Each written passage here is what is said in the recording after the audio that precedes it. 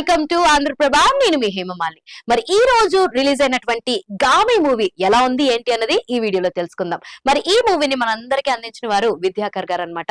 మరి ఈ సినిమాలో అందరికీ తెలుసు కదా, విశ్వక్సేన్ హీరో అండ్ మన చాందిని చౌదరి హీరోయిన్స్ అన్నమాట. సో సినిమా అంతా కూడా ఒక డిఫరెంట్ ట్రాన్స్ లాగా ఉంటుంది. ముఖ్యంగా ఈ సినిమా ఆల్మోస్ట్ 5 years 6 years పట్టింది తీయడానికి. ఐ మీన్ తీసి అవుట్పుట్ ని తీసుకురావడానికి అంత టైం పట్టిందని చెప్పేసి విశ్వక్ గాని అటు డైరెక్టర్ గాని చాలా ప్రెస్ మీట్స్ లో చెప్పుకొచ్చారనమాట.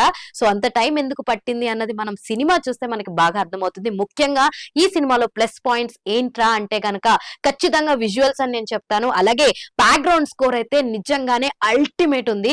సినిమా ప్లాట్ చాలా సింపుల్. యాక్చువల్లీ మన హీరో ఎవరైతే ఉన్నారో అతనికి గతం గుర్తుండదు. అసలు అతనికి హ్యూమన్ టచ్ అన్నది ఒక వ్యాధి లాంటిది అనమాట. అంటే అది తను టచ్ చేయంగానే, హ్యూమన్స్ ఎవరైనా టచ్ చేయంగానే తను ఒక డిఫరెంట్ ట్రాన్స్ లోకి వెళ్ళిపోయి కొలాప్స్ అయిపోయి పడిపోతాడు. ఇదంతా ఎందుకు జరిగింది, ఎలా జరిగింది, అసలు ఇలా ఇలా మనుషులు టచ్ చేస్తేనే ఎందుకు ఇలా అయిపోతున్నాడు, ఇవన్నీ ప్రశ్నలు తెలుసుకోవాలి. అసలు తను తెలుసుకోవడమే ఈ గామి సినిమా అనమాట. ఈ అన్ని ప్రశ్నలకి కూడా ఒకవేళ సపోజ్ తనకున్న వ్యాధి క్యూర్ అవ్వాలి అంటే సో ఒక రెమెడీ అన్నది చెప్తారనమాట సినిమాలో. I don't want to reveal the plot. So అది ఎలాగా సాధించాడు చివరికి. అసలు మన విశ్వక్సేన్ క్యారెక్టర్ నేమ్ వచ్చేసి శంకర్ అనమాట. సో విశ్వక్సేన్ తన వ్యాధి నుంచి బయటపడ్డా లేదా, ఏంటి ఏం జరిగింది, అసలు తను ఈ క్వశ్చన్స్ అన్ని కూడా ఎలా సాల్వ్ చేశాడు అన్నదే మనం సినిమాలో చూసి తెలుసుకోవాలి. ముఖ్యంగా ఇందులో విశ్వక్సేన్ నటన చాలా చాలా బాగుంది. చాలా అంటే మామూలుగానే తను చాలా బాగా యాక్ట్ చేస్తాడు, బట్ ఇందులో అయితే చాలా అంటే చాలా చాలా బాగా తీశారని చెప్పొచ్చు అనమాట. ఒక డిఫరెంట్ గా ఉంటుంది. ఒక 3 different ఫేసెస్ లో మనకి స్టోరీని అంతా చూపిస్తారనమాట. విజువల్ పరంగా అయితే ఎక్కడ కాంప్రమైజ్ అవ్వలేదు. సో అంత మంచి న్యాచురలిస్టిక్ గా కనిపిస్తాయి మనకి విజువల్స్ అన్ని కూడా.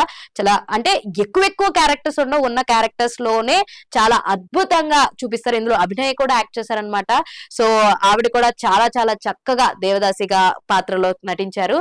అండ్ ఎంతో క్యూట్ గా అయితే వాళ్ళందరి పర్ఫార్మెన్సెస్ ఉంటాయి. ముఖ్యంగా గామి అన్నది స్టార్టింగ్ స్టోరీ అంతా కూడా కాస్త స్లోగా స్టార్ట్ అయినప్పటికీ కూడా మనం చూసి కొద్దీ ఏం జరుగుతుంది, ప్లాట్ ఏంటి అని మనం చూస్తున్న కొద్దీ కూడా కాస్తంత ఇంట్రెస్టింగ్ ఎలిమెంట్స్ వస్తూ ఉంటాయి అనమాట. ఇందులో చాందిని చౌదరి కూడా చాలా బాగా నటించిందని చెప్పొచ్చు. ఇప్పటిదాకా తను ఇచ్చిన పర్ఫార్మెన్సెస్ అన్ని ఒక ఎత్తు అయితే ఇది ఇంకొక లెవెల్లో ఉందనే చెప్పొచ్చు అనమాట. అంత బాగా యాక్ట్ చేశారు ఇందులో. సో వీళ్ళిద్దరి మధ్యనే ఎక్కువ సినిమాలో ఉన్నంత సిచ్యువేషన్స్ అంతా కూడా వీళ్ళిద్దరి మధ్యనే ఎక్కువ ఉంటుంది. ప్యారలల్ గా ఇంకొక 2 stories కూడా చూపిస్తారు. ఆ 2 stories విశ్వక్ కి ఎలా కనెక్టెడ్ గా ఉన్నాయన్నది మనం సినిమా చూసి తెలుసుకోవాలన్నమాట. మొత్తానికి 1 time వాచబుల్ అని అయితే నేను చెప్పేస్తాను. ఎందుకంటే బ్యాక్గ్రౌండ్ స్కోర్ గానీ, శివుడు సాంగ్ గానీ చాలా అద్భుతంగా ఉన్నాయి. ఆ సాంగ్స్ బిగ్ స్క్రీన్ లో మనం ఎంజాయ్ చేస్తుంటే నిజంగానే గూస్ బంప్స్ వచ్చేంత బ్యాక్గ్రౌండ్ స్కోర్ అయితే మనకి మ్యూజిక్ డైరెక్టర్ ఇచ్చేసారని చెప్పొచ్చు అనమాట. మొత్తానికి 1 time వాచబుల్ అయితే ఈ మూవీ. మీరు కనుక చూడాలనుకుంటే జస్ట్ వెళ్ళి చూసేసేయండి. సో ఇలాంటి మరిన్ని అప్డేట్స్ కోసం చూస్తూనే ఉండండి ఆంధ్రప్రభ.